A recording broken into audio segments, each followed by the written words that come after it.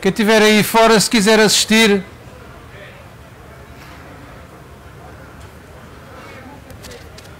deixa-me só um segundo.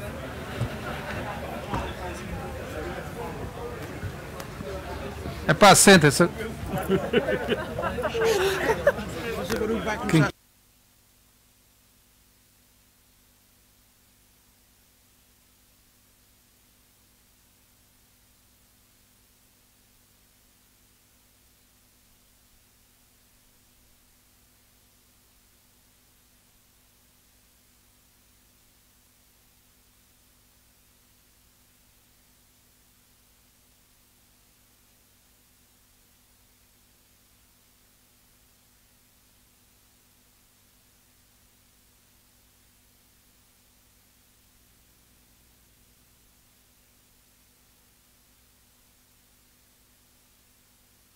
Pode ligar.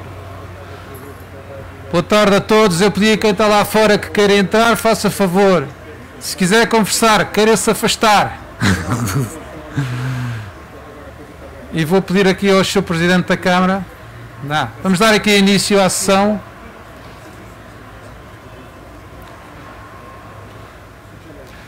Vamos dar início à sessão promovida pela Câmara do Cartaz, que é o projeto de gestão dos recursos hídricos e ordenamento do território do Vale do Rio Tejo. E eu vou pedir aqui ao Sr. Presidente da Câmara se está aqui a sua apresentação, para depois de seguida passarmos à agroanalítica, que tem aqui uma proposta de estudo prévio a fazer aqui para o campo. Faça favor.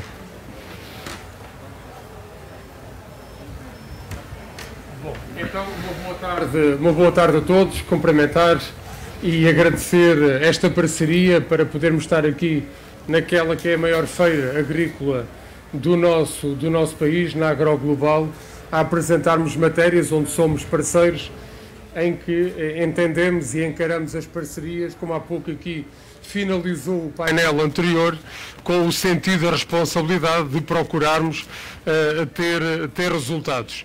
Em boa hora, quer por parte da direção regional, quer por parte dos agricultores, quer por parte da Câmara Municipal da Azambuja, houve aqui uma união de vontades.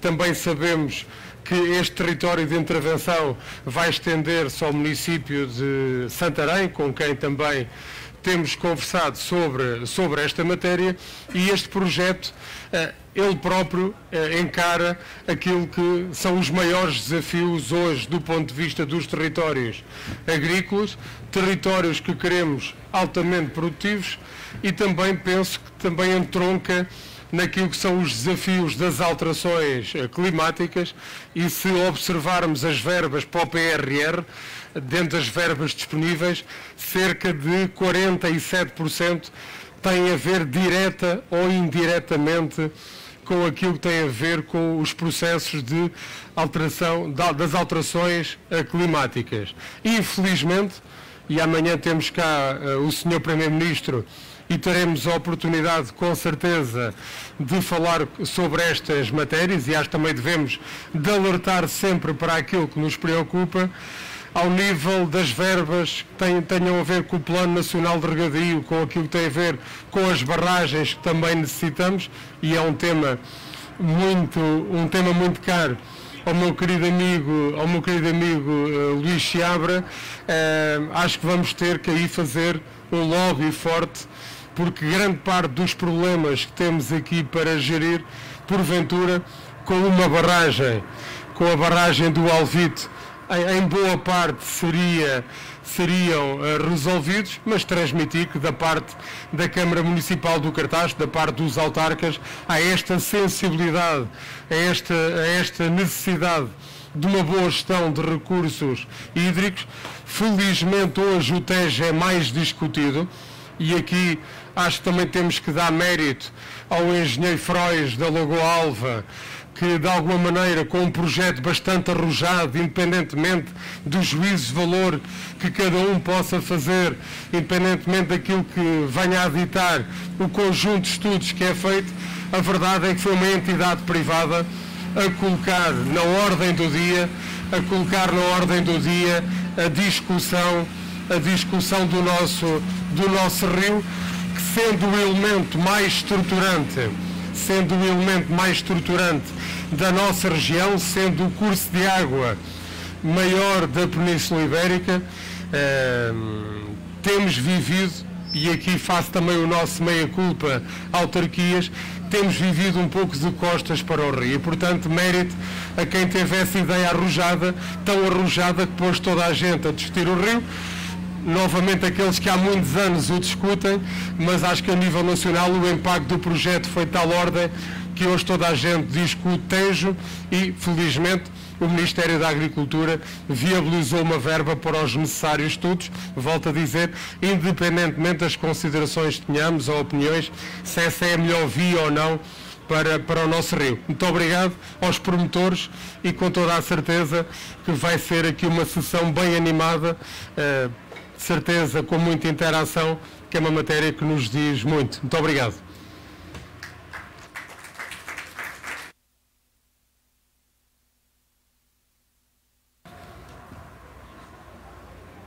Portanto, eu agora vou chamar aqui o Manel Penteado da Agroanalítica e eu quero agradecer à Agroanalítica, enfim, a disponibilidade que teve de fazer este trabalho. Este trabalho é simultaneamente um trabalho que pretende dar uma ideia do anteprojeto ou projeto prévio que nós tencionamos fazer aqui para o campo de Valada, Azambuja e Santarém. E portanto é uma ideia do que podemos fazer e ao mesmo tempo, portanto é uma promoção, mas ao mesmo tempo dá-nos aqui também um pouco uma ideia do estado em que está este território. E portanto agradecer bastante aqui, dar aqui a palavra ao Manel, que nos vai apresentar o trabalho que fizeram. Muito obrigado. Muito obrigado. Antes de mais agradecer o convite da Associação para estarmos aqui os presentes para apresentar este projeto que provém precisamente da cabeça destes órgãos que estão aqui reunidos hoje, o principal da Associação de Regantes do Ribatejo, em que vamos então apresentar.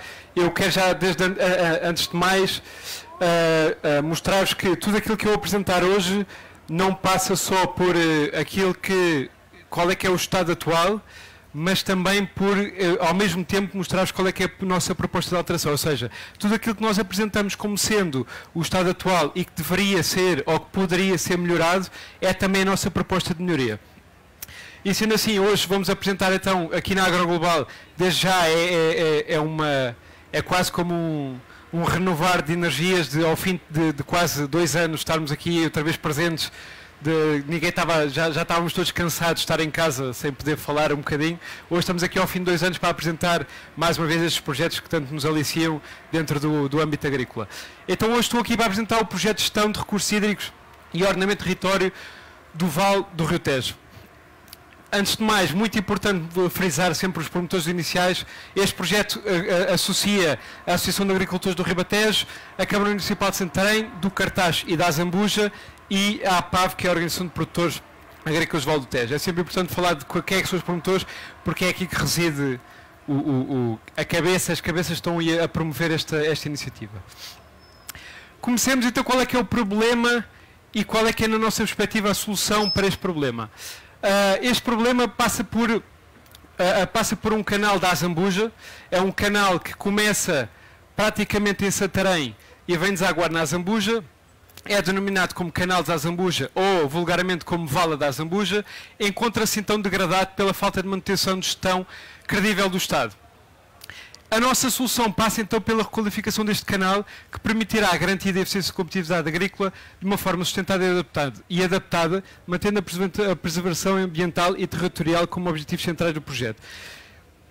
Isto traduzido por miúdos, o que é que isto quer dizer? Trata-se de uma vala com cerca de 25 km, uma vala que passa de forma paralela ao Rio Tejo e que abarca cerca de 10 mil hectares de culturas agrícolas, uma das regiões de excelência agrícolas do nosso país e que foi abandonada desde há, não sei, cerca de 100 anos, desde que há registro, que tem sido abandonada, e o abandono não foi de um dia para o outro, é um abandono que tem sido sucessivo e constante e que se vai sendo notório. A jusante, nota-se que a vala, isto digo eu de experiência própria, que tive a oportunidade de visitar esta vala, é uma vala que a jusante se nota que tem o seu, ainda mantém as suas características viáveis a este projeto, e quanto mais caminhamos para o montante se nota que há a sua tal degradação. Este projeto, como eu disse, tem o objetivo de ordenar e recuperar, é dos verbos mais importantes a reter neste projeto, ordenar e recuperar este território de cerca de 10 mil hectares de uma das melhores regiões agrícolas do país.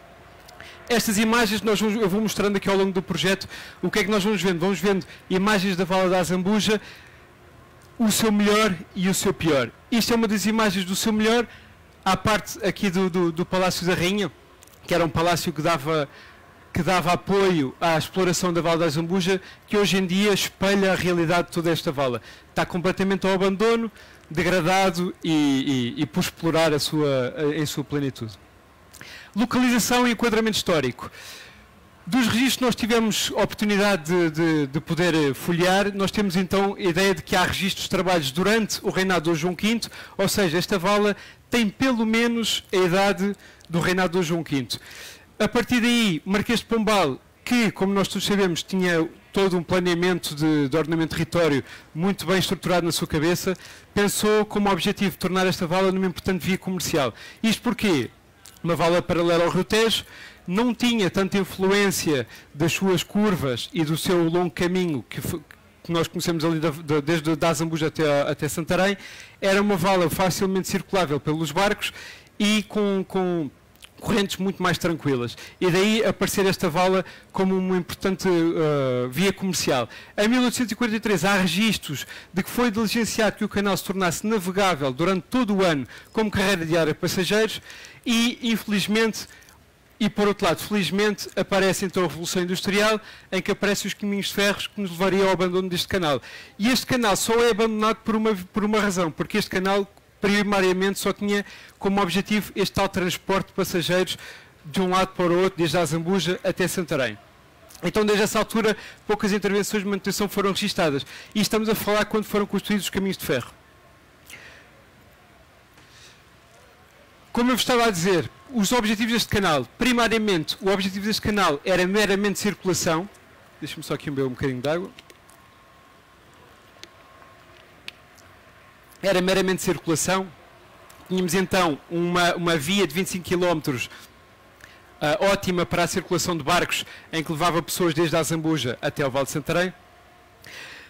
Posteriormente aparece o grande objetivo da drenagem, começa a haver a Revolução Industrial e a Revolução na Agricultura, começamos a ter nesta zona do Rio Tejo, quem conhece sabe que há sempre problemas há anos que aparecem com mais impacto do que outros, mas há sempre problemas em que o Rio Tejo sobe para cima das parcelas agrícolas, e daí esta vala passa a ter um papel muito importante como vala de drenagem.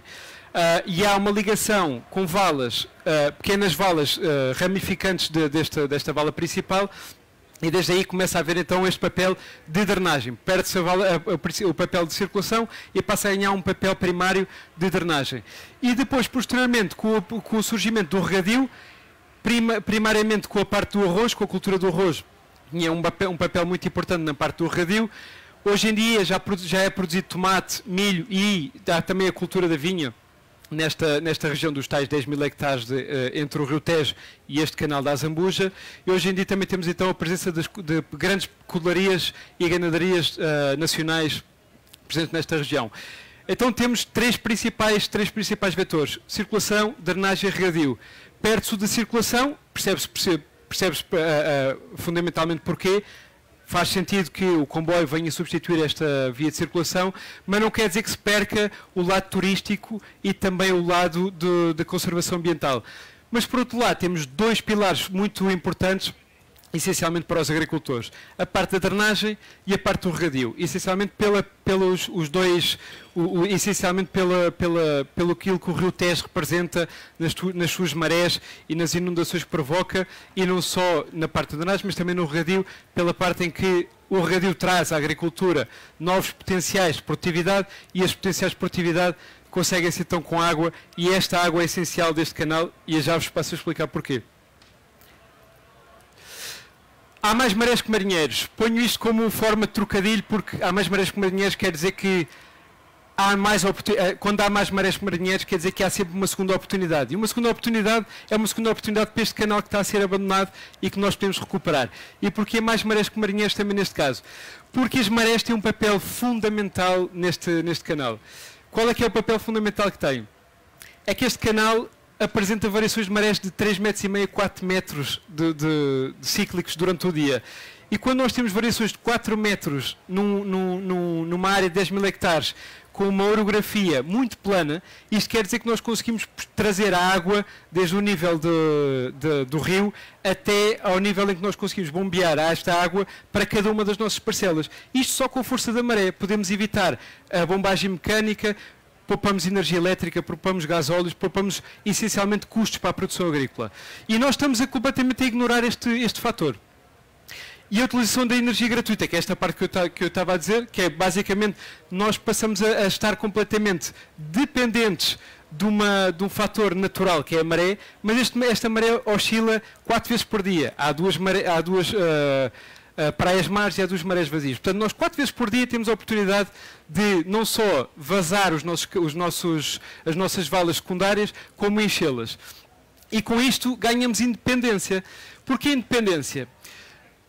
Há um fator que nós se olharmos para todos os outros projetos de regadio que existem no nosso país, nós temos uma grande virtude neste projeto, que é, nós olhando para... Não vou frisar exatamente quais é que são, mas todos nós conhecemos, há projetos de regadio no nosso país que dependem muito de energias, seja ela qual for a fonte de energia. Nós aqui estamos completamente independentes de energia, ou seja, nós trabalhando todas as partes que nós temos de portas de água, de limpeza do canal, por aí fora, nós conseguimos ficar praticamente eficientes no que toca à energia. E só dependemos do que vem de jusante do rio. Não estamos dependentes de montante. Nós sabemos que os nossos vizinhos espanhóis, volta e meia, se lembram de fechar as barragens e ficamos completamente secos a montante. A jusante não, quem trabalha ao mar, nos transporta a água doce, e eu tive, como eu vos disse ao início, tive a oportunidade de navegar este canal por umas largas dezenas de quilómetros, e a pessoa que nos acompanhou tem conhecimento que existem várias análises de água deste canal e que a percentagem que há de sódios é muito, muito baixa, mesmo insignificante. Ou seja, suba a maré ou deixa a maré, os nossos percentuais de sódio, a capacidade de nós utilizarmos esta água para o regadio, continua a ser ótima.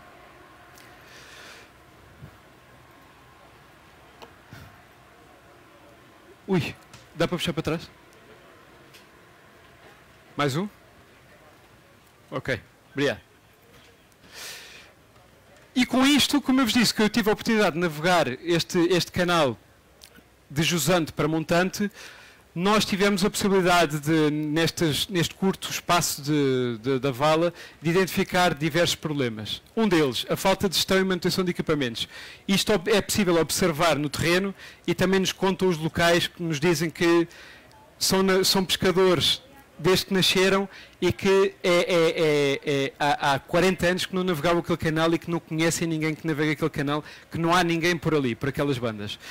Outra coisa que nós identificámos, então, é a falta de limpeza da vala, como nós podemos ver aqui em cima. Os salgueiros estão a dominar por completo este canal e com isso nós perdemos capacidade de passagem de água por este canal e essencialmente de navegação. As portas de água estão completamente obsoletas e quando eu digo obsoletas nós conseguimos ver no terreno que 90% ou mais destas portas de água, como nós podemos ver ali embaixo à esquerda, estão completamente abandonadas. O que é que isto quer dizer? Estão estanques, fixas e ninguém mexe nelas. É rara a porta de água que é trabalhada e mexida pelos locais. E o que é que isto provoca? Provoca que os agricultores se adaptem a estes problemas. E com isto, um ponto final, o problema da vegetação, como nós vemos aqui nesta porta de água que está abandonada, começa-se a adensar aqui a vegetação e torna muito difícil o controlo da entrada e saída de água. Nós, já para localizarmos, estamos aqui a ver em baixo o nosso canal principal e estas ramificações secundárias que o que acontece é quando a maré sobe, abrem-se as portas de águas, enchem estes canais secundários, ficam então possibilitados os agricultores de fazer as suas regas e quando não lhes interessa ter aquela água ali porque querem drená-la, abrem as portas de águas outra vez quando está a maré vazia e voltam então a água a sair para o canal principal. Qual é que é a nossa realidade atual? Nós temos, eu vou começar por baixo. Temos as águas subterrâneas que estão a ser utilizadas em 70 a 80% desta área regada de 10 mil hectares. 70 a 80% é um número muito grande para a capacidade que nós teríamos de regar apenas com a água deste canal. 70 a 80% da água regada com furos implica energia, implica manutenção, implica um sem número de trabalhos e de mão de obra que nós poderemos evitar com este tipo de reabilitação deste canal. A elevação da água do canal. O que acontece quando nós estancamos as portas de água? Porque nos começam a trabalhar contra nós. Porque se nós não temos uma porta de água a trabalhar como deve ser, o que acontece é que quando nós não queremos água no campo, ela entra à sua vontade, e quando nós queremos que ela fique lá retida, ela sai também à sua vontade. Então estancam-se as portas e há uma elevação da água do canal como? Através destas bombagens flutuantes que nós podemos observar nesta imagem no canal. E por sua vez, há o tal bloqueio das valas secundárias. Estas valas secundárias, como as portas passam a ser obsoletas, muitos dos agricultores acabaram por perceber que estas portas passam a não fazer sentido na sua transitabilidade e acabam por querer destruí-las para tornar mais fácil o seu dia-a-dia. E só aqui, por finalizar este slide, olhar para esta ideia do que é o grupo versus o indivíduo. Quando nós olhamos para o indivíduo, é claro que se eu tiver a minha parcela, eu vou querer tirar o máximo proveito da minha parcela, da minha exploração. E então, o que é que vou procurar? Vou procurar onde é que eu vou buscar água, vou procurar como é que eu vou drenar à minha maneira. Se eu procurar todas estas realidades e estas virtudes do canal como um grupo, e quando eu falo do grupo, falo de todos estes intervenientes que eu falei ao início, nós com este grupo conseguimos então reabilitar este canal, e ao reabilitá-lo conseguimos evitar estas bombagens e que cada um trabalhe por si e trabalhar todos para um todo. Para finalizar, porque a seguir vamos mostrar um vídeo em que resumimos tudo isto que eu estou aqui a apresentar hoje, temos a nossa proposta de projeto. Esta proposta de projeto visa analisar o estado atual da vala. E isto foi uma das coisas que nós já começámos a fazer porque percebemos que era importantíssimo para percebermos a realidade em que nós estamos hoje em dia e conseguir explicar-vos como é que se encontra esta vala.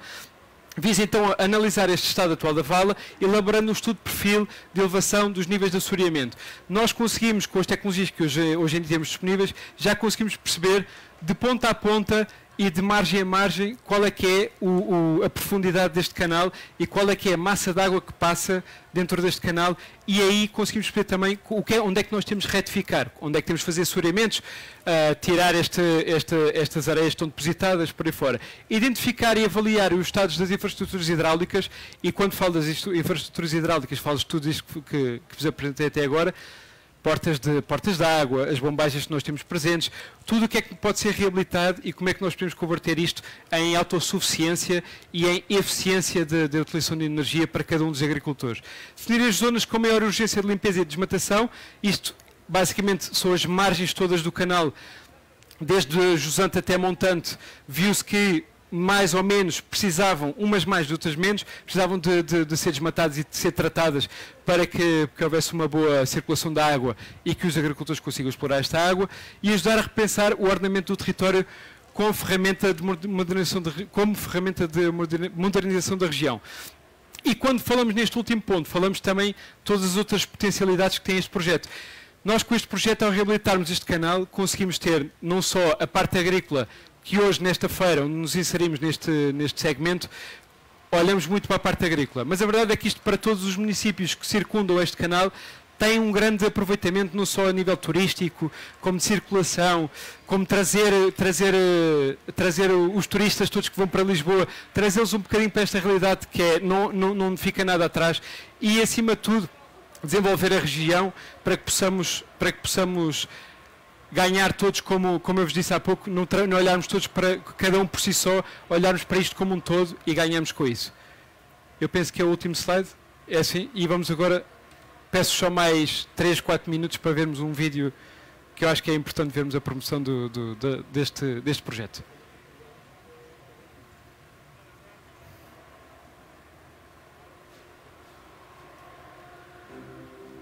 A cerca de 3 km da Azambuja, desaguou uma imponente vala com cerca de 25 km de comprimento. Não se sabe a data exata em que se mandou inicialmente traçar esta vala. No entanto, sabe-se que Marquês de Pombal tentara fazer dela uma importante estrada comercial.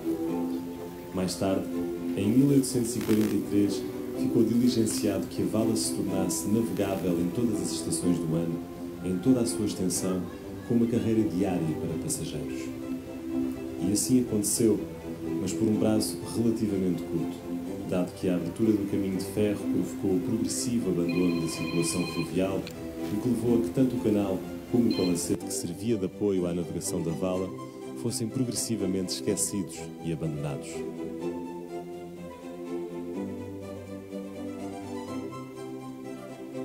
O canal de Azambuja começa a jusante da ponte da Asseca, no final da vala da Asseca ao Rio Maior, e deságua no Tejo, abaixo de Azambuja, num percurso de quase 25 km. É circundado por uma das mais importantes zonas agropecuárias do país, tendo como principais culturas o tomate, o arroz, a vinha e o milho, assim como também é o berço de algumas das principais ganadarias e codelarias nacionais.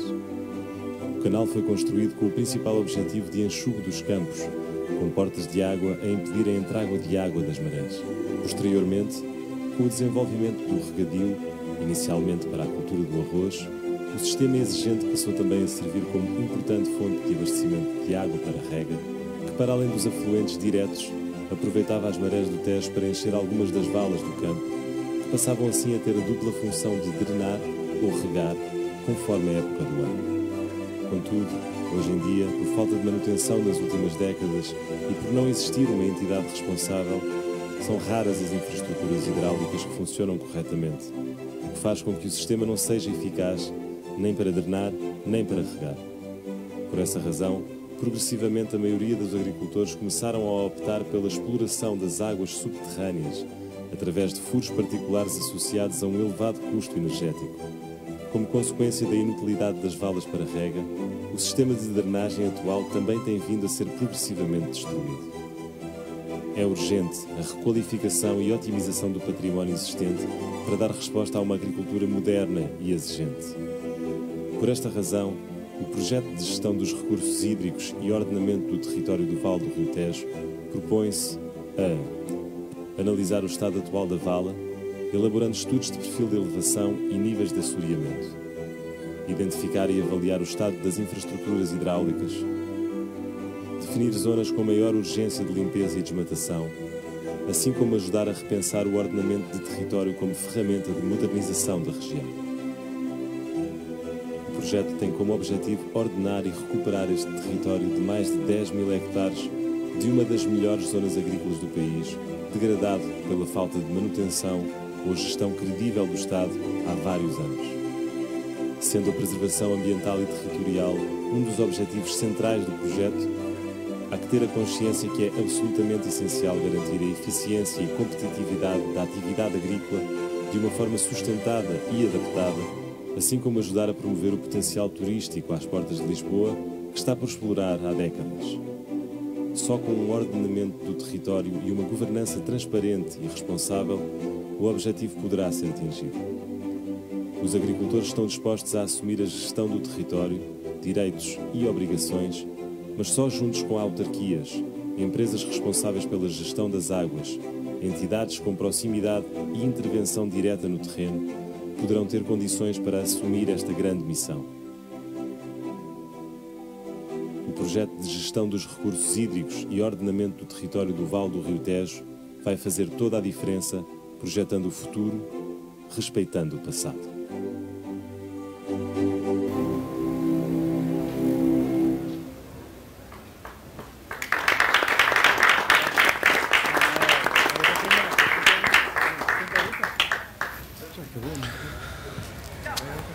Muito obrigado mais uma vez à Agroanalítica, ao Manel, ao António Coimbra, à equipa completa, ao Gustavo, pela disponibilidade e o espaço de tempo em que montámos esta promoção do que será um estudo prévio que esperamos venha a ser apoiado por todos. Eu pedi então agora para passarmos aqui ao palco. Sr. Presidente, se quiser sentar-se ali, faz favor. Pedro. Não, pode sentar ali. Então, Pedro Ribeiro. Pedro Ribeiro aqui. E Pedro Seabra ali, e o António ali.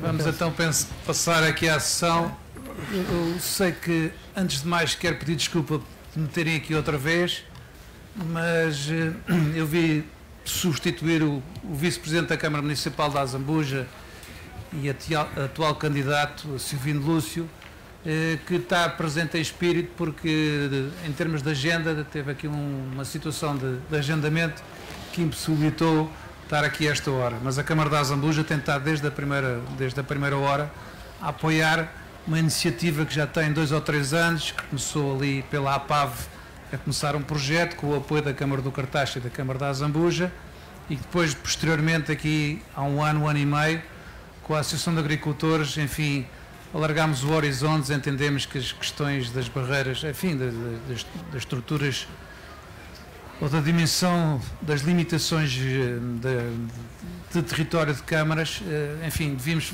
ir ao território no seu concreto e, portanto, fazia todo o sentido estendê-lo entre a Ponte Salgueiro Maia e a Foz da Azambuja. E, portanto, este projeto está aqui. Na sessão antes, para quem não teve, tratámos de ordenamento de território, vimos aqui o caso de Vila Franca, que em que a área é aproximada. Sabemos que é uma situação diferente em termos da estrutura de propriedade e de exploração dos recursos hídricos, mas pronto, o desafio está aqui.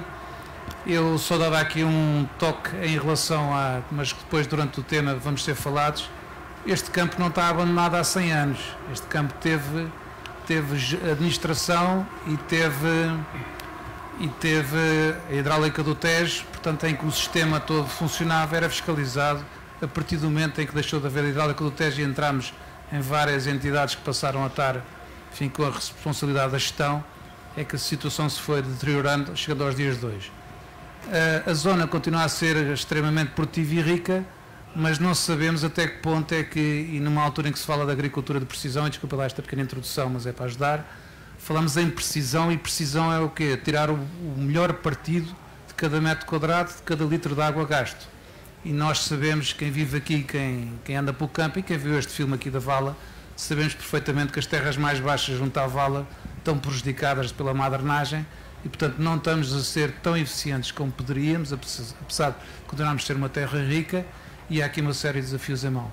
Portanto, eu passava aqui a palavra ao Pedro Ribeiro, Sr. Presidente da Câmara, que se faz favor, pronto, em função do que viu e deste mote, faça os seus comentários. Muito bem, muito obrigado, e para mim é uma honra estar aqui num painel tão competente nesta área. Tenho que fazer aqui uma declaração de interesses, sou de Economia, com interesse nas questões agrícolas, até porque para a nossa Câmara Municipal, para a nossa autarquia, são questões fundamentais para o nosso desenvolvimento. Um político arranja sempre alguém da família que foi agricultor, tanto neto de agricultores, mas de facto a minha presença aqui tem a ver com a sensibilidade enquanto autarca para estas matérias e aquilo que tenho aprendido convosco ao longo destes 18 anos, onde temos procurado trabalhar em conjunto em projetos que resolvam problemas há muito identificados, desafios que há muito temos que abraçar, mas muitas vezes sentimos que no arranque sentimos sempre algumas dificuldades. Estamos num dos terrenos mais férteis da Europa, num setor que cresce cerca do dobro daquilo que é o PIB nacional, portanto a área da agricultura é a área que cresce o dobro daquilo que é o PIB nacional, e mesmo em contexto de pandemia, como já aqui foi dito, se há setor que casou bem a tradição com a inovação, e a agricultura de precisão também procura dar aqui ferramentas. Aliás, estamos numa feira como a Agroglobal, onde temos aqui o privilégio, 2 em 2 anos, de conhecer o que se vai fazendo de ponta, do ponto de vista tecnológico, na área da agricultura de precisão, onde podemos tirar maior produtividade, até com menores custos ambientais para cada agricultor, mas dizia, foi um setor que reagiu muito bem. Este projeto para as autarquias, e isto foi conversado amplamente numa fase inicial entre nós e a Azambuja, tem o interesse, de facto, daquilo que foi aqui focado, de sermos muito mais eficientes na gestão de um recurso que é um recurso hoje dos mais escassos a nível mundial, tem a ver com a gestão da água.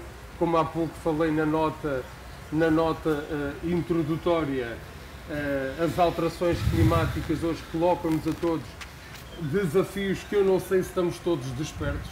Só abrir aqui um parênteses, visitei a África do Sul há 3 anos na qualidade de Presidente da Associação dos Municípios Portugueses do Fim, e aquilo que constatamos neste setor, mas naturalmente transversal a todos os outros, não há projeto nenhum que tenhamos visitado onde a preocupação central, a preocupação primeira, não fosse a questão das energias.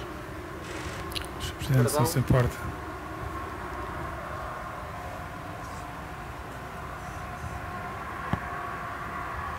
Peço perdão. A questão central não fosse a questão da gestão energética, particularmente a gestão dos recursos hídricos. Não havia nada.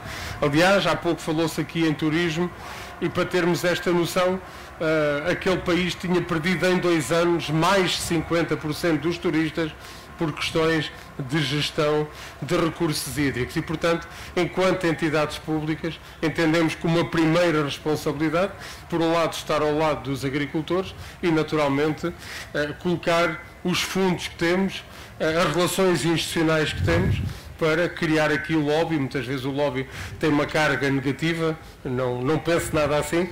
Criar lobby junto àqueles que criam riqueza e valor no nosso território, para que esta gestão possa ser mais eficiente. Muito bem, muito obrigado. Eu então, passando esta primeira intervenção aqui do Presidente Pedro Ribeiro, passava ali ao António Saldanha, que a APAV acabou por ser promotora há 2 ou 3 anos, que lançou este projeto com as 2 câmaras de Zambuja e Cartaz, e esse mérito está, e agradecemos. Na altura a APAV, e bem, utilizou dentro da área que influencia ou que tem agricultores, o projeto agrupava mais ou menos 4.000 hectares, e foi uma maneira de arrancar, e arrancou. O desafio agora é um pouco maior, mas para isso também já tem aqui um novo aliado, que é a Associação de Agricultores do Ribatejo, para estender. A Câmara de Santarém, que se juntou também, e portanto eu pedi ao António um pouco, enfim, também os seus primeiros comentários em relação ao que viu. Sim. E ao que tem vivido. Um breve comentário. Foi exatamente há 3 ou 4 anos, talvez 3, a iniciativa de um dos agricultores sócios da APAV. A APAV é uma organização de produtores sediada na Zambuja, que cultiva cerca de 3.500 hectares de tomate, fatura-se entre 23 e 25 milhões de euros ano, exatamente na área do tomate de indústria. Portanto, como disse, abrange uma área de 3.500 hectares, situados exatamente na zona entre a Zambuja e Valada. A primeira dificuldade sentida foi que numa zona de terras de aluvião tão ricas e de produtividades tão altas, onde os agricultores tiveram uma resposta fantástica à inovação tecnológica e passaram a usar tecnologias de ponta e uma eficiência na produção muito assertiva, sentiu-se, em algumas zonas, o efeito de alguns do principal recurso que usamos, que é a água, termos influências de marés salgadas. E então tivemos a iniciativa exatamente de dizer, mas isto tem um canal construído há tempos que não está a ser usado, que se for limpo e se for bem usado, pode conduzir a que se possa usar o recurso água, não estragando o outro recurso valioso que temos, que é o sol. Nós, no fundo, inconscientemente estamos a usar água e a estragar a terra que usamos com sal. E uns anos depois, quando percebermos que podemos estar a diminuir produtividades por utilização indevida, por utilização de um recurso que afinal não estava em condições, poderia ser tarde. Foi essa a principal, aquilo que nos moveu nessa iniciativa, um agricultor em particular da APAV. Aquilo que foi mostrado na peça também é uma verdade, quer dizer, qual é a defesa que os agricultores têm na maior parte das situações? Fazem furos. Os furos têm custos, os furos utilizam lençóis freáticos, têm custos energéticos mais elevados. Se tivermos uma rede de água capaz e mantida, poupa-nos, ou por outra, diminui a nossa fatura de produção, é mais eficiente e é seguro em termos de utilização do recurso água. E, portanto, nos 3.500 hectares, e os nossos colegas das outras OPs estão nossos vizinhos, não é? Portanto, eu estou a falar de 3.500 hectares, nós temos uma área muito superior ali nos campos da Azambuja e Campos de Valada. É muito importante para nós preservarmos o nosso recurso, solo, através da utilização de boa água. Portanto, foi essa a iniciativa e é por isso que estamos agora parceiros com a Associação de Agricultores, que é uma iniciativa fantástica e excelente e que queremos desenvolver este projeto. Muito bem. Eu já agora esclareço, o António vai dizer se estamos de acordo, só antes de passar aqui ao Pedro. A questão da salinidade ou do risco de salinidade da entrada de água na Vala da Azambuja é uma situação que neste momento nós não temos completamente controlada. Não temos completamente controlada como tem Vila Franca, por exemplo, porque está a funcionar como associação e sabe rigorosamente, tem controle monitorizado das subidas de sal.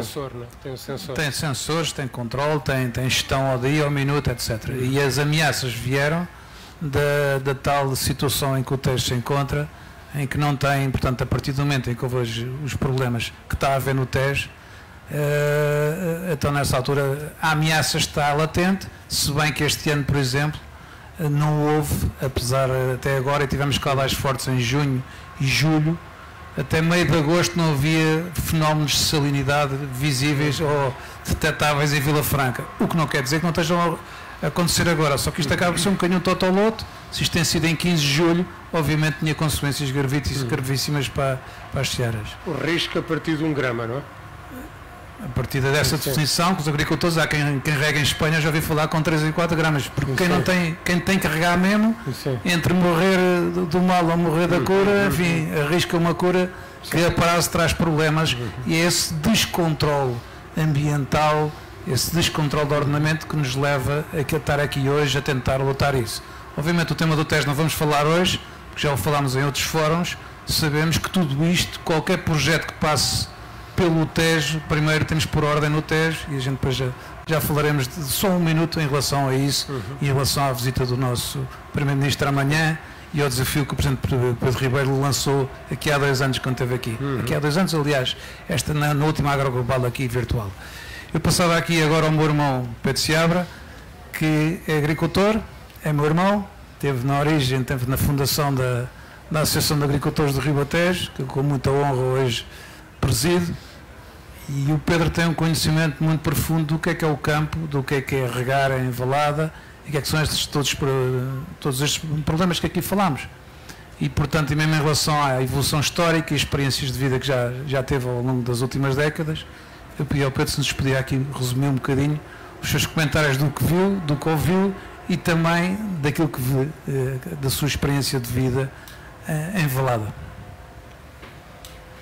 Ora bem, eu só fazia aqui não me levam mal o António Coimbra e o Manel, este que apresentou da Agroanalítica, vamos fazer só aqui umas pequenas correções históricas, que é assim, o canal da Azambuja, que também é conhecido por Vala Real, também conhecido por Rio Maior. É o nome original. É o nome original. E porquê Rio Maior? Porque o Rio Maior, que vem desde as Caldas da Rainha e desagua ali algures ali, Ponta Seca, desaguava na Lesíria. E aquilo era um pântano. E a ideia, eu devido que tivesse sido o Dom João V, porque não tinha cabeça para isso. O Marquês de Pombal, sim. O Marquês de Pombal é que mandou fazer a vala, porque ligou o Rio Maior, abriu uma grande vala no estuário uma grande vala no estuário do Rio Maior e deslocou-a para depois para o pé do Palácio, onde desagua no Tejo, tornou o Rio Maior um afluente direto no Rio Tejo, em vez de desaguar ali na Lesíria, desaguava ordenadamente. Estamos a falar aqui do ordenamento do território, o homem foi precursor disso. Bom, depois, disseram que em 1843 a ideia inicial do Marquês de Pombal de fazer aquilo uma grande via de transporte, é verdade, sabe-se que há notícia de barcos de grande calado que navegavam o canal, mas eu diria que era uma grande via de transporte e a ideia era mais transporte de mercadorias do que pessoas. Como calculam, ninguém ia de barco, uma carreira de barco, ali da Azambuja para a Ponte Santana ou para não sei o quê. Não faz sentido, não havia. Havia transporte de mercadorias. Tanto que há uma ligação com um canal perpendicular à Vala da Azambuja, vai direito, o chamado esteiro da Azambuja, vai direito e ainda lá tem um valente cais onde se carregavam as mercadorias todas, os cereais, o vinho, essas coisas todas, assim como na Ponte do Regueiro, assim como na Ponte Santana e por aí fora. Era sobretudo um grande canal de mercadorias. E a história da ferrovia ter tirado um bocadinho a importância a isto também não é preciso, porque a primeira linha de caminho de ferro que se inaugurou em Portugal foi praticamente no século XX, Dom Carlos, e foi até ao Carregado, portanto não passava por ali e só foi feito posteriormente. Portanto, são pequenas correções, mas eu achei muita graça eles quererem fazer um enquadramento histórico disto, que é interessante para as pessoas saberem a origem das coisas. Claro, e isso tem um pouco a ver com o desafio que eles aceitaram e que está reconhecidamente agradecido, dar um mote para esta conversa, porque isto é que nos permite agora aqui ir afinando e... Não, é notável. Foi notável e a disponibilidade deles, e nós falámos, inclusivamente mandaram-me situações para trocar, mas eu também não consegui responder a tempo. Pronto, isso é só, estamos aqui todos a aportar, e isto é um ponto de partida, mas este respeito pela história e perceber o que é que se passou, eu acho que é um ponto de partida a ter em conta e a destacar, porque é assim que um país deve caminhar para a frente. É respeitar a sua história. E dentro desse respeito pela história, eu diria que os grandes obreiros da obra de enxugo do Campo de Valado e da Azambuja foram os monges cisterna na Idade Média, os monges de Alcobaça, que eram os homens que sabiam disto. E foram chamados para aqui pelo Dom Dinis, provavelmente, ou pelo Dom Seixas, e não sei o que mais, e vieram aqui. E as obras de enxugo tratava-se de fazer valas. Fazer valas, como se faz hoje em dia, redes terciárias, secundárias, um coletor e não sei o que mais para aquilo enxugar, isto era um pântano. Foram os professores. Daí para a frente, chegámos a esta história, quando a vala é feita, esta vala é real, praticamente o campo não produzia nada, produzia vinho e pouco mais nas zonas mais próximas do Tejo. Para o lado da vala era tudo pastagens. Tudo pastagens, como era como Vila Franca, ouvimos há bocado aqui o Joaquim Madalena dizer, que aqui há... Era gado, e eram os salgados de Vila Franca, aquilo era gado. Havia, inclusivamente, pessoas antigas que eu ouvi dizer que diziam, um dia que vocês metam aqui mais beca no campo de Vila Franca, estão arrumados, isto é pagado, não é para mais nada, não sei o quê. Passaram 100 anos, 70, 80 anos e as coisas mudaram completamente de figura. E o campo de Vila Franca, ouvimos dizer hoje, tem 10 mil hectares a produzir. Bom, mas estava eu a dizer, dentro dessa perspectiva histórica, eu suponho, não terá sido na Primeira República, que isso foi uma bagunça de todo tamanho e andavam, mas era a chapada uns com os outros e mais não sei o que mais, ia mudar de governos mês a mês e não tinham tempo para estas coisas, para pensar para a frente. Provavelmente terá sido a seguir que o campo foi sujeito a obras de drenagem a sério, aproveitando o canal da Azambuja, e eu digo isto pelo tipo de construção das portas de água existentes. Portanto, isto deve ter sido ali dos anos 30, provavelmente, no tempo do ministro Linhares de Lima, na altura em que houve muita atenção para a agricultura, não só para os aspectos estratégicos da agricultura, mas também para os aspectos de eficiência, que se começaram a fazer essas portas de água. E aí, era como se fazia naquela altura.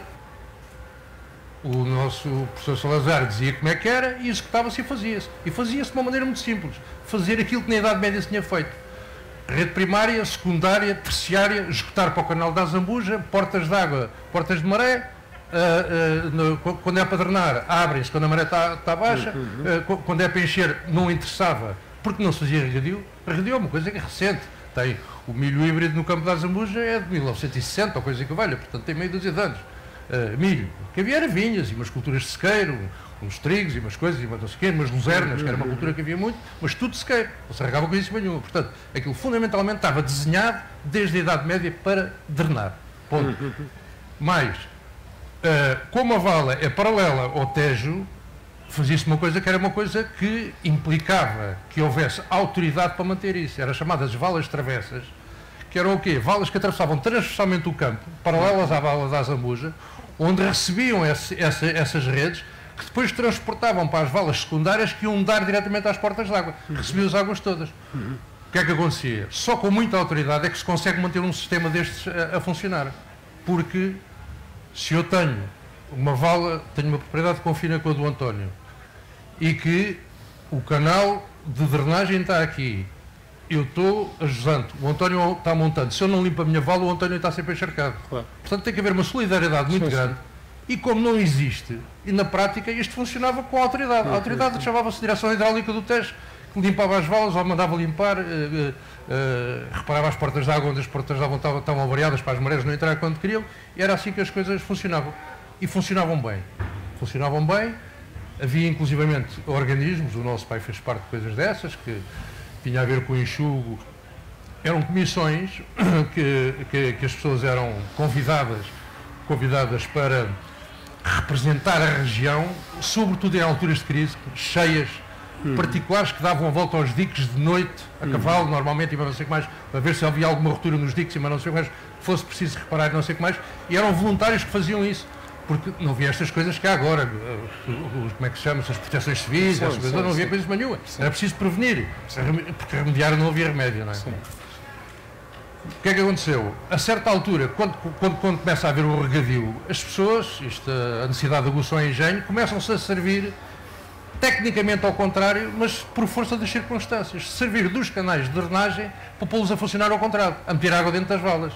Nesta perspectiva, o que o António estava a dizer, ou havia alguém aqui que não disse, nós temos amplitudes de marés, há bocado falava-se aqui em 3 metros, chega a 2,5 metros a 4,20 metros, vais vir ao site do Porto de Lisboa, ver-se lá isso tudo, e pronto. E esta riqueza, que é entrar um manancial de água por ali fora, que se for bem organizado dentro da vala, com esse sistema de comportas, enche o campo todo, entra aquela reserva toda, chamamos a atenção para isto, 25 de água boa, e de água boa, 25 km de comprido, quando as marés sobem até... As marés sobem provavelmente até 15 km do estuário, com não sei quantos metros tem, 50, 60 metros de largura se aquilo estivesse limpo, com valados que têm que ter esta altura e não podem estar como estão agora, que qualquer maré destas marés de agora, do equinócio e não sei o que mais, vão para cima das terras, têm culturas, vai tudo ao mergulho. Não se apanha, para não falar no inverno, não é? Sim. Então é coisa. Mas isto representa um reservatório de água 12 em 12 horas por dia, de milhões de metros cúbicos. Já fiz essas coisas, mas eu, certo duro, começo a baralhar hectómetros cúbicos com metros cúbicos, e não sei o que mais, nem vale a pena. Mas é uma riqueza extraordinária que nos entra para as portas adentro, duas vezes por dia, todos os dias do ano. E como o Manel dizia na apresentação, em termos energéticos, a energia natural que nós temos e que não estamos a utilizar. Em termos energéticos é tu teres assim, com o sistema de valas já existente, eu estava a dizer, havia essas valas transversais, havia uma coisa que ainda hoje em dia chamada os guarda-matos, que era, lembras-te disto? Nas cabeceiras das propriedades, aquilo estava tudo circundado com valas. Quando aquilo estava tudo limpo, era a hidráulica, ele limpava os guarda-matos e mais não sei o que mais, aquilo era extraordinário no inverno para drenar, enxugava muito mais cedo e para as culturas de primavera-verão antecipava com as vantagens inerentes, depois na colheita de ser mais cedo, reduzir o risco, como era mais um reservatório de água que ali ficava. Obviamente que não há nenhum técnico de hidráulica, eu não sou, mas enfim, conheço alguns, que recomendem que a rede de drenagem seja a mesma da rede de rega. Tem que ser duas realidades diferentes. Tem que ser drenagem, para um lado, até para uma questão de cotas, e mais não sei o que mais tem que ser diferente, não vale a pena estar a entrar em aspectos técnicos. Mas o que é facto é que esta instituição, apesar de tudo, as pessoas conseguiam fazer isso, afundando valas por conta própria, para reduzir o efeito da diferença de cotas e não sei o que mais, para aproveitar e entrar água para regar, e ainda há muita gente que rega das suas valas, metem água da Val das Azul, na maré, sobretudo nos arroz e essa coisa toda. Posso só dar aqui um bom parênteses, Pedro, desculpa lá interromper. Só uma imagem. Quem atravessar a ponte de Vila Franca, ou quem chegar a Vila Franca, vindo do Porto Alto, portanto no sentido sul-norte, repara que tem uma seara de tomate do lado direito, o campo está ordenado pela Associação de Regantes, que ouvimos aqui o Joaquim Madaleno na sessão anterior, e tem agricultura até ao lado do Tejo. Passa a ponte de Vila Franca para o outro lado e veja o território desordenado. Estamos a falar em precisão. Precisão é isto. Portanto, é essa situação de precisão que esse ganho invisível, ali não é invisível, é visível. Quem quiser, com drone, sem drone, de carro, de automóvel, olhe para a direita, passe, entre na ponte, passe para a margem norte, olhe para a direita outra vez e diga-me se tem alguma coisa a ver com a outra. É só para ilustrar. Só que um apontamento fazer este paralelismo com a Associação de Vila Franca, que nós falamos muito nisto, e não sei, porque realmente, eu já lhe falei também, já falamos. A Associação de Vila Franca é realmente um exemplo a seguir. Há coisas melhoradas. Eu estou há 30 anos no campo de Vila Franca, não sei, conheço aquilo razoavelmente bem. Há muita coisa que podia estar melhor, sem dúvida nenhuma, há sempre coisas a melhorar, mas de uma maneira geral é uma coisa de 5 estrelas, não há dúvida nenhuma. Aqui as estatísticas que vimos, 10 mil hectares são 10 mil hectares a funcionar com culturas, estamos a falar de área útil. Provavelmente o perímetro do campo de Vila Franca são 13 ou 14 mil. Mas só para lhes dar uma ideia do levantamento que eles fizeram, eu também fiz aqui umas medições no Google. Nós temos aqui cultivados, temos 12 mil hectares. 12. Isto é maior que o campo de Vila Franca. A Alzira de Vila Franca parece uma coisa enorme.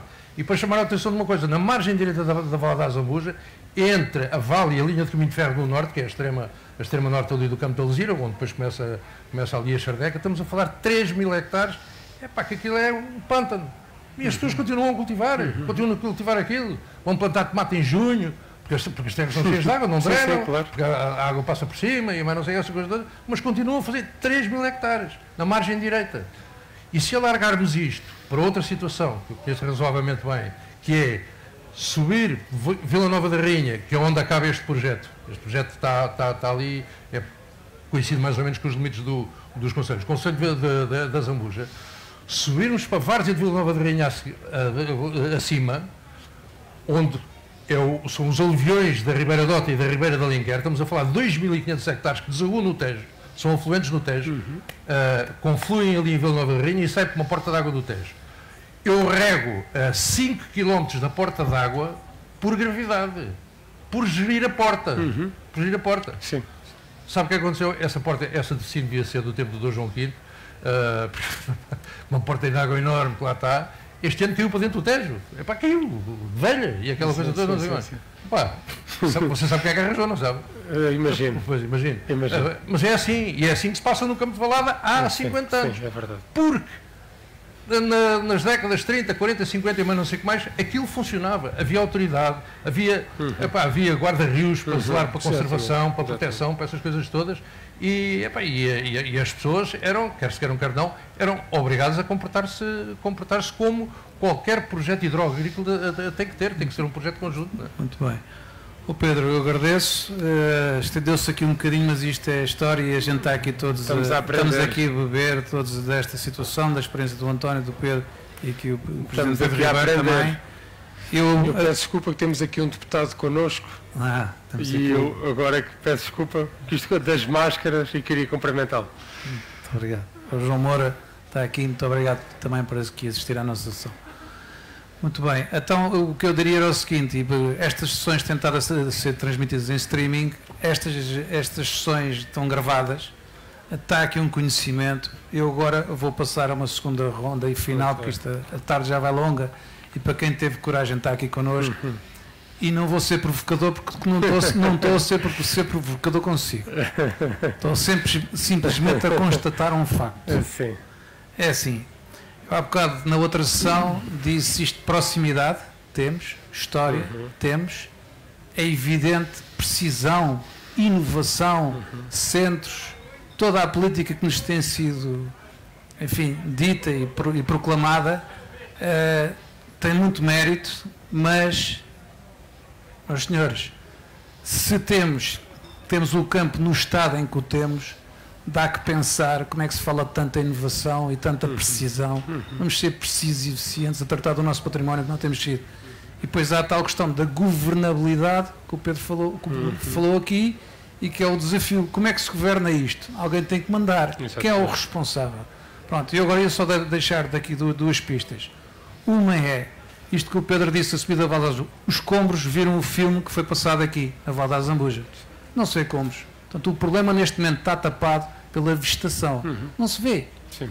Se eu vier do Val de Santarém para o caminho que a Agroglobal recomenda para aqui, eu vou ver os diques, estão penteados ao pé da estrada para a gente não arriscar os carros, mas em cima dos diques estão tapados de silvas e de canas e tudo isso. Entretanto, na Assembleia da República, agora em agosto, foi aprovado um projeto de resolução para uma ciclovia daqui até Espanha. Enfim, realidade, ficção, em que país é que estamos? Temos que ter estes pesos para levar, isto é a primeira enfim, consideração que eu deixo, como é que vamos falar realmente do território, com princípio, meio e fim. Segunda situação, em relação ao Tejo, em relação às políticas do Governo, o próprio Presidente até até citou o meu nome, nós falámos da questão da importância da barragem. O Primeiro-Ministro António Costa esteve aqui e ouviu, e levou os dossiês, e nós dissemos da necessidade de controlar os caudais do Tejo. Neste momento o Tejo está com o nosso nascente, que alguns acham que é o nascente, a barragem de Alcântara tem 42% de capacidade. Estamos a níveis piores do que 2019. E, entretanto, todos os planos de investimento que o Estado tem, até 2030, nada disto aparece. E nós dizemos assim, como é que isto é possível? Quer dizer, somos consequentes ou não somos? Eu percebo a questão do lobby pela positiva, acreditar até ao fim, mas temos 43 mil milhões de euros, nós vamos ter aqui uma sessão amanhã para esclarecer o que é um PRR, um PNI 2030, mas são dezenas de milhões de euros e temos 700 milhões para o regadio em 10 anos. Não se refere a palavra barragem em nenhum plano do Governo. Há lá uma, lá mais para baixo, mas uma pequena menção apenas. Uma barragem regional que dá discussão, exatamente. E não ontem eu ouvi estar a barragem ser questionada ainda nesta fase, ainda temos que ir fazer estudos que afinal não ficaram feitos e vamos lá ver. Portanto, o desafio que fica e que eu lhe peço, a gente, e amanhã já que vem cá o nosso Primeiro-Ministro, é um bocadinho consequência daquilo que estamos a dizer, há ou não um plano estratégico, os agricultores, todos nós estamos aqui, vários organismos sociais, diferentes cores políticas, estamos aqui unidos na proximidade. Só que nós na proximidade, para ser efetivos e consequentes, temos de ter governabilidade. E também temos a outra parte, porque se o Tejo não depende de nós. Sim. Bom, é inevitável entre nós falarmos do Tejo, é sempre inevitável, e temos que falar do Tejo.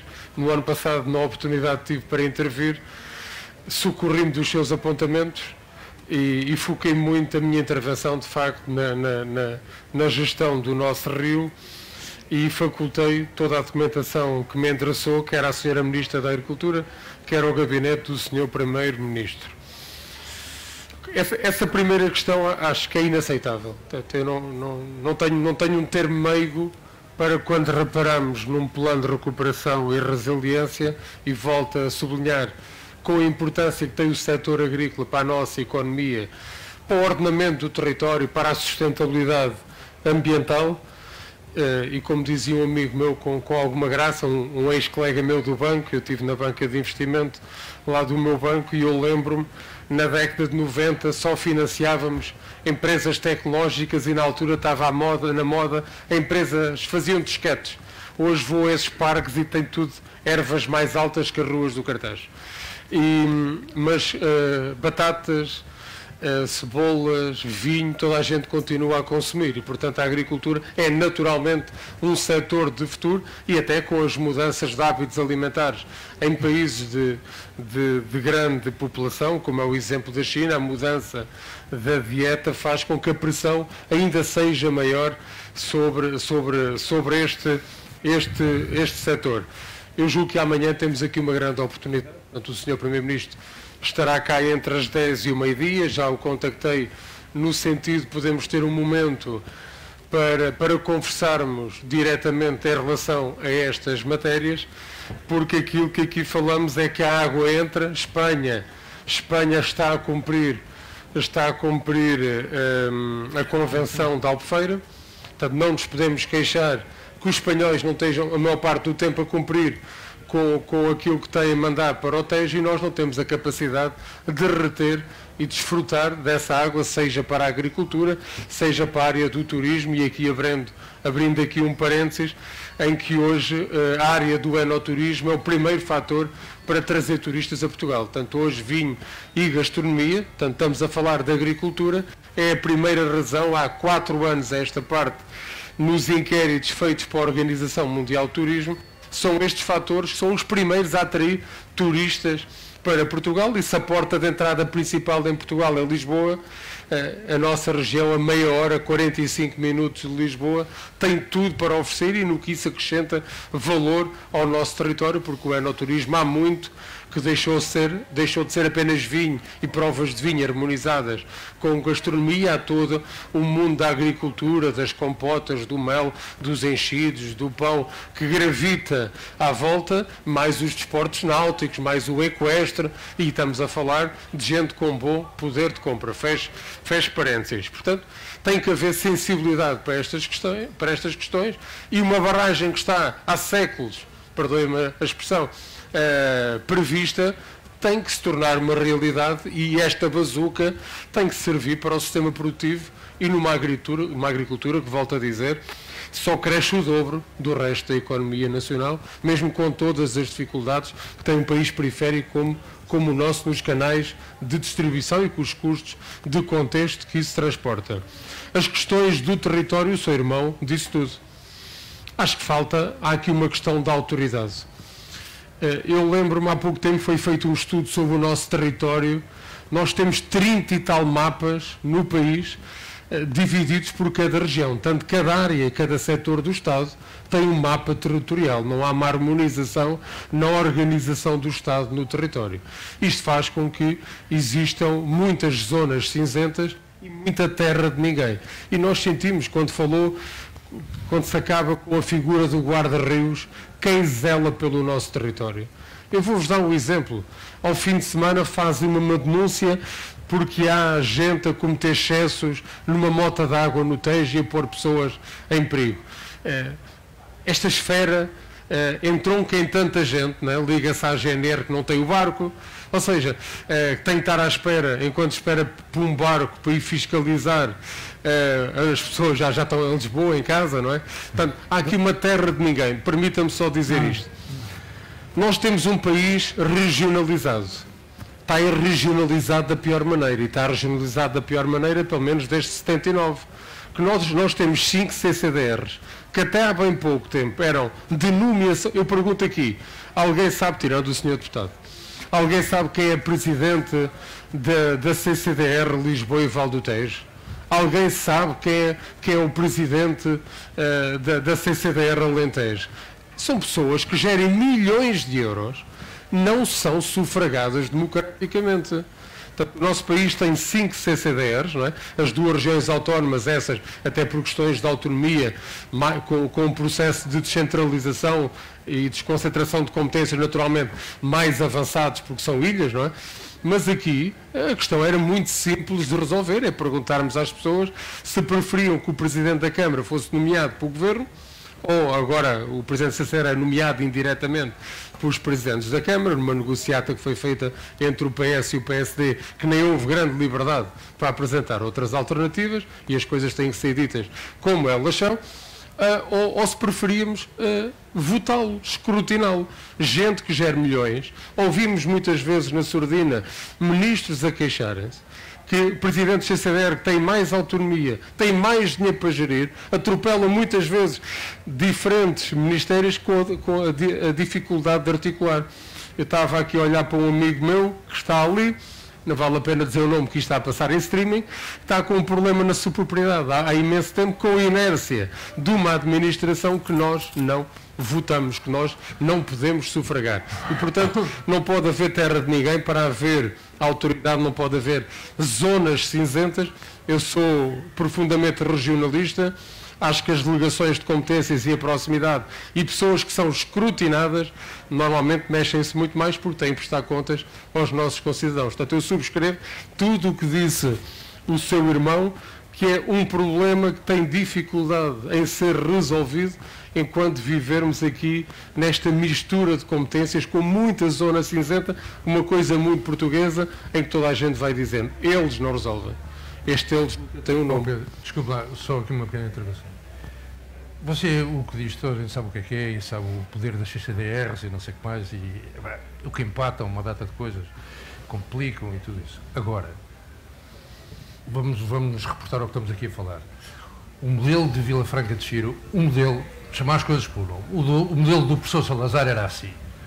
Isto faça associações de defesa. Sim. E faziam-se associações de defesa. Sim. As associações de defesa, as obras eram feitas por Estado, eram executadas por Estado, eram pagas por Estado, não era por fundos europeus, não eram com coisíssima nenhuma. Sim. Eu fui ver à internet e há 20 associações de defesas de perímetros de regra feitos no tempo do Estado Novo. Foram todos feitos assim. E pronto, e fica lá um representante do Estado, com um comitê consultivo, mas não sei o quê, de yes-men, pessoas que iam para ali, conheciam a zona, mas não sei o quê. Mas quem decidia e quem prestava contas daquilo que fazia era a pessoa que era nomeada pelo poder político, e aquilo evoluiu a seguir ao 25 de Abril, passou por comissões administrativas, não sei o que, aquela bagunça do costume, e finalmente estes tipos, Vila Franca, mais uma vez um modelo, arranjaram ali uma coisa. Ouviu aqui, você se calhar não estava cá, ouvimos o Joaquim Madalena dizer, as pessoas ficam satisfeitas, colaboram, desde que paguem, as pessoas têm que pagar. Ainda ouvi. Sim. E eu fui ver o que era a associação da associação, hoje em dia chama-se como é que é? Associação de Beneficiários, não é, António? Beneficiários de Vila Franca de Xira. Eu digo assim, o que é a forma jurídica disto? Sabe o que é aquilo é?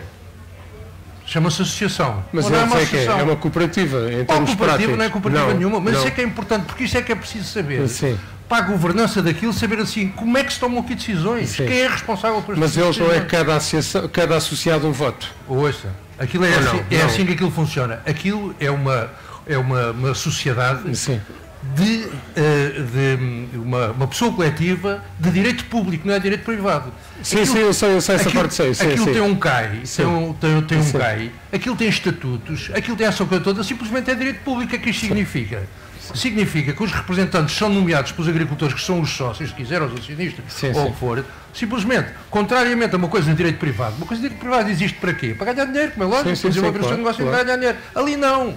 Ali tem um supervisor, agora como é que se chama-se agora? Não é o supervisor que se chama, o regulador. O regulador. É moda agora, há reguladores para tudo, mas não sei o que mais. Tem ali um regulador, que é um representante do Estado, que lá está. Sim. Foi quem fez aquela obra que pagou aquilo, ou foram os dinheiros públicos, ou foram os dinheiros da União Europeia, essa coisa toda. Sim. E depois tem os seus órgãos sociais, com uma direção, com uma Assembleia Geral, com aquela coisa toda. Sim. E o esquema de decisão está montado, está definido. Pedro, eu peço desculpa, eu quando disse que era modelo cooperativo, era no sentido que penso que cada associado, independentemente da grandeza, cada associado um voto. Provavelmente. Cada associado aqueles empréstimos que o Salazar os obrigou a fazer para fazerem lá os valados de proteção e não sei o que mais, ainda os estamos a pagar. Eu também estou, porque eu sou sócio lá daquilo, ainda estamos a pagar isso. Abençoado dinheiro. Bom. O Pedro, concordo com o Pedro.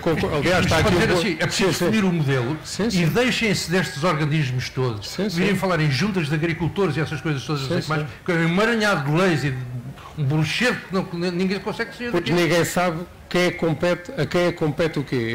Quando eu falava na terra de ninguém, nas zonas cinzentas, é aquilo que sentimos enquanto autarcas, para resolver um problema simples, às vezes de segurança, qualquer coisa, um problema simples para não estarmos só a falar nesta área.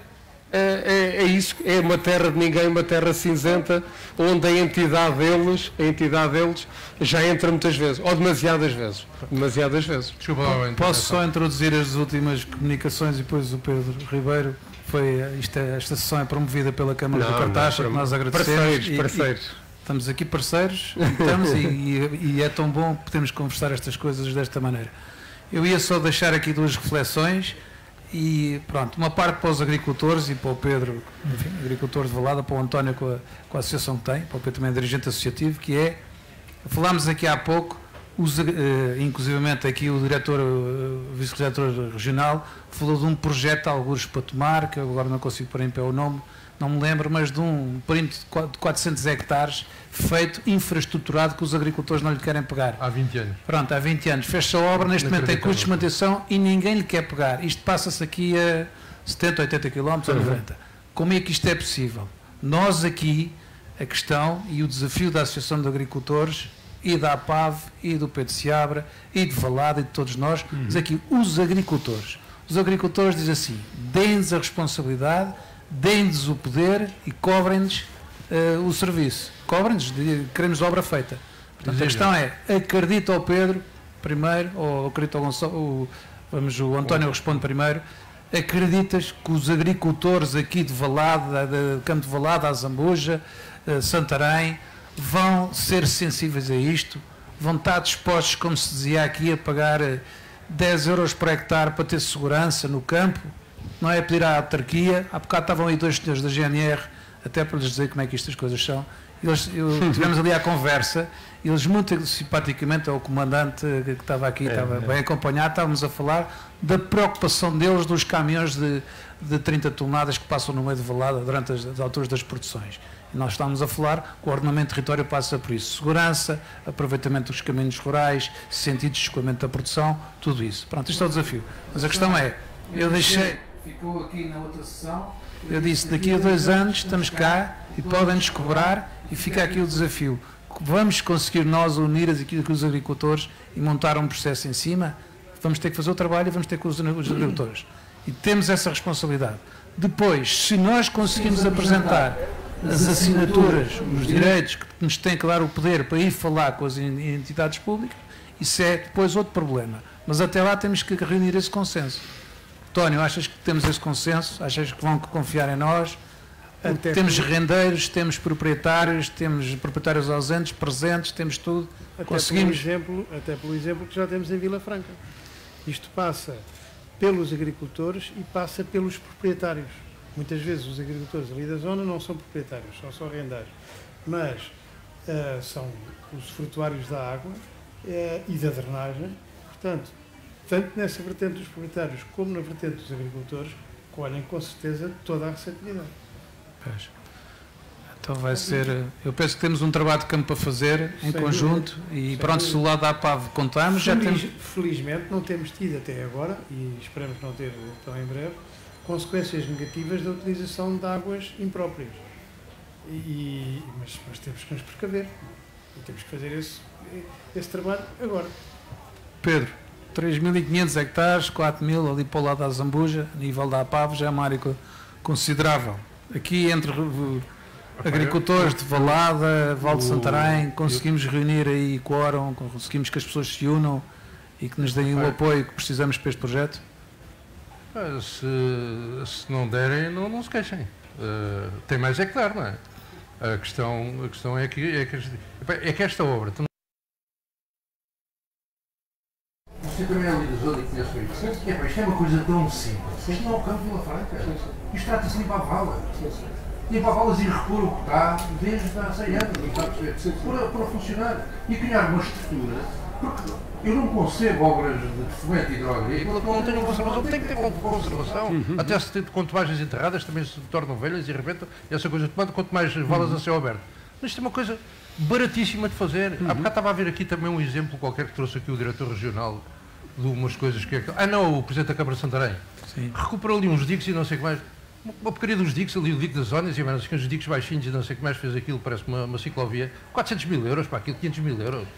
Pá, ele fará lá o dinheiro que quiser, lá dos seus autarcas e mais 500 mil euros para aquilo. A Câmara de Santarém substituiu o SAP e o problema das obras. E é isso porque estamos aqui. Nós estamos aqui juntos para exatamente podermos conversar. E já penso que já temos todos em acordo, quer seja a nível de obras que se façam de uma maneira ou de outra, quer que seja a nível de tratamento de esgotos, de futuro vamos estar próximos e juntos para projetar para a coisa. Sem dúvida. Aquela situação sai, porque eu penso que há uma situação que todos nós temos aqui que equacionar, não é tema para agora vamos ter que nos despedir, mas é uma situação, o que é administrar, o que é uma ciclovia num território rural? É a ciclovia no meio da Almirante Reis ou no meio do Cartaz? Não é a mesma coisa. Portanto, há uma ciclovia aqui, se calhar é uma máquina que vai limpar o mato por cima do dique e põe o dique à vista e aparecem os buracos que estiverem a ir e pode ser ciclovia, pedonal, via pedonal, pode ser o que for. Portanto, essa confusão, onde é que acaba o urbanismo citadino e entra, enfim, a recuperação do território, pode levar a algumas situações que não são ideais. Neste momento está a ser feita uma ciclovia da linha do comboio para a Vala da Zambuja, para a Câmara da Zambuja. São boas intenções, mas eu acho que estas entidades aqui, eu tenho que elogiar, agradecer a confiança que depositaram em nós e este palco que nos deram aqui para estarmos aqui a falar uns com os outros, exatamente porque querem fazer juntos essa situação. Eu acho que isso de futuro provavelmente vamos recuperar, provavelmente há zonas em que os diques têm que ser recuperados com multifunções e que obriga a ser... Não, eu só estava a fazer, eu acho que a obra é muito meritória e ainda bem que a Câmara de Santarém fez aquilo. O que eu digo é que ali o campo de Valada, estamos a falar de escavadoras, de giratórias, arranjar umas portas de água, arranjar os taludes da Vala da Azambuja e não, era só, pronto, era só está uma obra feita, rapidamente. É que há ali situações que é isso que temos que identificar no território e eu deixo esta agora fechar para fechar aqui para o Pedro Ribeiro, agradecendo mais uma vez a sua compreensão e paciência e encerrava aqui a sessão, que é exatamente esse desafio que juntos podemos exatamente às zonas em que a reabilitação urbano, territorial, rural, pode ser mista, pode haver aqui várias situações, portanto, temos a certeza absoluta é que juntos conseguimos projetar e andar para a frente. Se não formos juntos, fazemos obras pontuais, isto não resolve o problema. Sr. Presidente, faça favor. Obrigado. Quero, em primeiro lugar, agradecer a estes amigos, porque foi uma ação de aprendizagem e isto estando divulgado nas redes sociais, vamos ter que fazer chegar ao maior número de pessoas, porque foi aqui uma lição histórica e com futuro sobre aquilo que foi a vida agrícola e tem sido a vida agrícola nestes campos. Saio daqui mais convicto que isto tem tudo para correr bem. Há estruturas associativas hoje já no terreno e isso facilita muito ao nível dos interlocutores, as pessoas estarem associadas, os agricultores, os principais interessados também nesta matéria, como dizia o seu irmão, já terem estruturas associativas que os representam para serem interlocutores é excelente, portanto não estamos a iniciar o caminho, como sabeis da parte das autarquias, há vontade em prosseguir estes objetivos. Temos felizmente na nossa região uma boa tradição de trabalho intermunicipal. E acho que isto é de registar, independentemente da cor política de Santarém, do Cartaz, de Rio Maior ou da Zambuja, as pessoas trabalham muito em conjunto e esta cultura também é importante para estarmos todos juntos, para resolver problemas comuns. Aliás, eu há pouco não falei ao nível da comunidade intermunicipal da Lesíria e do Tejo. Hoje o Rio Tejo e tudo o que tem a ver com o Tejo é tema de discussão. Posso-vos assegurar que há meia dúzia de anos, se não fosse para ir à procura de uns fundos comunitários, não era um assunto tratado. Hoje é tratado, naturalmente, na valorização do rio, mas também naquilo que tem a ver com a agricultura. Hoje a comunidade intermunicipal já convida estruturas associativas de agricultores para connosco discutirem a estratégia para a região. Se calhar há meia dúzia de anos chamava-se a NERSAN, os politécnicos, as associações de agricultores não eram convocadas. Também do ponto de vista dos agentes políticos, há hoje uma percepção maior da importância do setor para a nossa região e, como dizia, há cerca de 3, 4 anos houve um grupo técnico de trabalho que foi criado, Câmara de Rio Maior, Câmara de Cartaz, Câmara de Santarém, por causa deste canal. Portanto, para acabar a falar deste canal, no sentido de apresentarmos um projeto para a despoluição. Na altura, o foco era a despoluição, muita pecuária, pronto, que hoje, felizmente, o assunto também está bastante melhor. Tínhamos esse problema e íamos à procura de sensibilizar o Ministério do Ambiente para ter um instrumento que financiasse a despoluição da Vala Real. O seu irmão já lhe deu uns 7 ou 8 nomes, que ela é conhecida em cada região pelo nome. Portanto, agradecer muito este nosso encontro. Será com toda a certeza o primeiro de muitos e oxalá que na próxima edição da AgroGlobal, quando estivermos aqui, já estamos independentemente de quem esteja, eu vou para eleições daqui a 3 semanas, mas dizia que, independentemente de quem aqui esteja, os atores podem ser outros, também em alguns aspectos isso também é um lado positivo, mas podemos estar aqui já a prestar contas do que fizemos. Muito obrigado. Muito obrigado. Muito obrigado.